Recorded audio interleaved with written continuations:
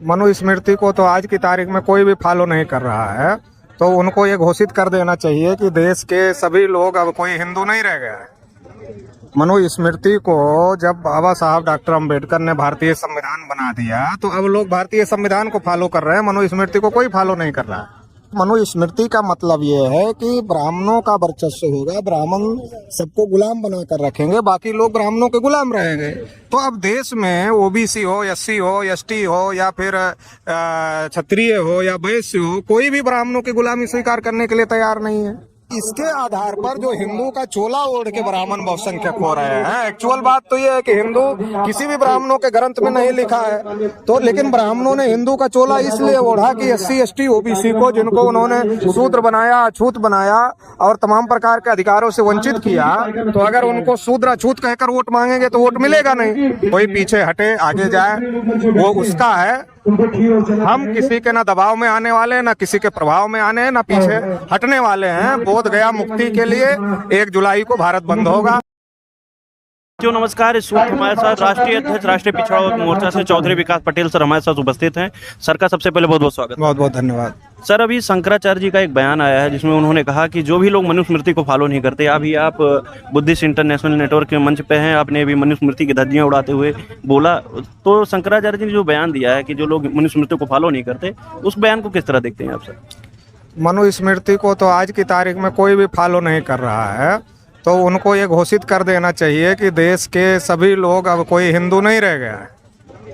मनुस्मृति को जब बाबा साहब डॉक्टर अंबेडकर ने भारतीय संविधान बना दिया, तो अब लोग भारतीय संविधान को फॉलो कर रहे हैं, मनुस्मृति को कोई फॉलो नहीं कर रहा है।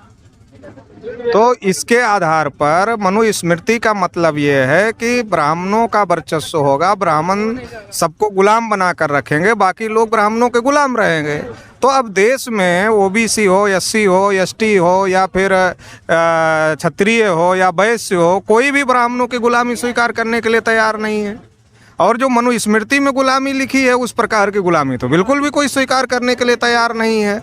तो इससे तो ब्राह्मण अल्पसंख्यक में आ जाएगा, बड़ा खतरा ब्राह्मणों के लिए पैदा हो जाएगा कि जो ब्राह्मण हिंदू के नाम पर बहुसंख्यक बन रहे हैं। पहली बात तो मनुस्मृति में हिंदू शब्द लिखा ही नहीं है, तो मनुस्मृति हिंदुओं की है ये कैसे कहा जा सकता है?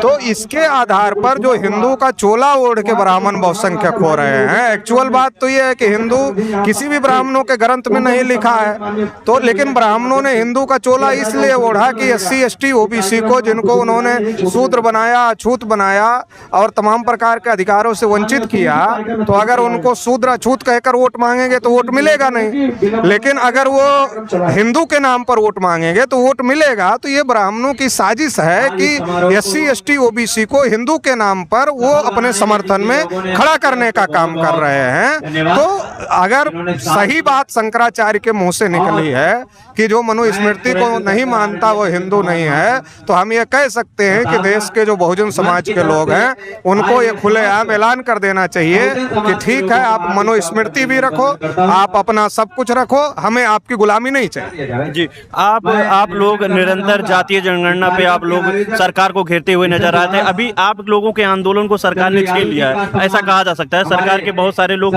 समर्थक लोग ऐसा कह रहे हैं, हमने तो आंदोलन छीन लिया है। अभी लोग कैसे, कौन से आंदोलन, किस विषय पे आंदोलन करेंगे? जातीय जनगणना को लेकर तो कैबिनेट ने फैसला ले लिया है। अभी 1 जुलाई को हम लोग भारत बंद कर रहे हैं। उसमें जो बीटी एक्ट का मुद्दा है और जो अभी कास्ट सेंसस का मुद्दा है, तो कास्ट सेंसस पर केवल कैबिनेट मीटिंग में पास हुआ है। बिना बजट के जनगणना हो जाएगी क्या? तो सरकार ने कोई बजट दिया कास्ट सेंसस के लिए? कोई बजट नहीं दिया। सरकार ने कोई तारीख ऐलान नहीं किया कास्ट सेंसस के लिए। तो ये तो मनमोहन सिंह ने भी कहा था कि हम करेंगे, और ये आज इनकी सरकार ने भी कहा हम करेंगे, लेकिन हमें इस बात का यकीन और विश्वास नहीं है कि अभी भी ये करेंगे जब तक कि उसके लिए बजट निर्धारण नहीं होता। उसका प्रोफार्मा कैसे आ रहा है वो हम लोगों को देखना होगा, हमें सतर्क रहना होगा इन मुद्दों पर।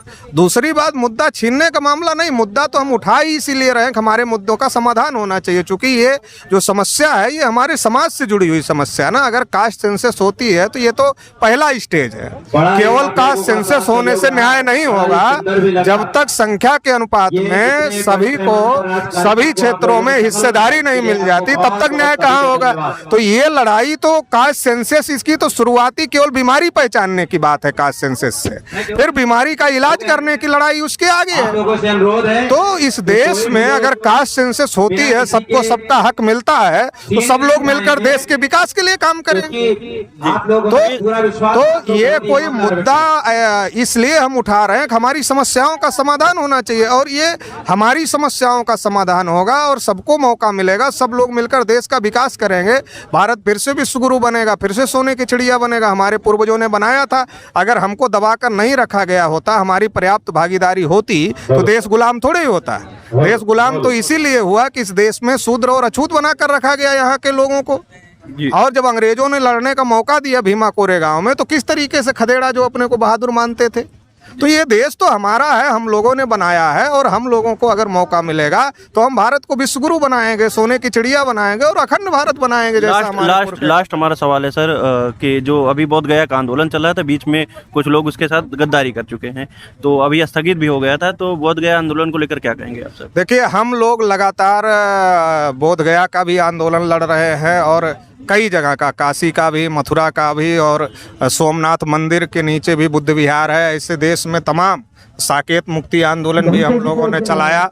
तो हम लोग नहीं पीछे हटने वाले हैं। कोई पीछे हटे आगे जाए वो उसका है। हम किसी के ना दबाव में आने वाले, ना किसी के प्रभाव में आने, ना पीछे हटने वाले हैं। बोध गया मुक्ति के लिए 1 जुलाई को भारत बंद होगा, ईवीएम हटाने के लिए 1 जुलाई को भारत बंद होगा, और कास्ट सेंसस के लिए बजट तारीख घोषित किया जाए, तारीख घोषित किया जाए, और उसका प्रोफार्मा क्या होगा वो घोषित किया जाए। इसके लिए 1 जुलाई को भारत बंद होगा।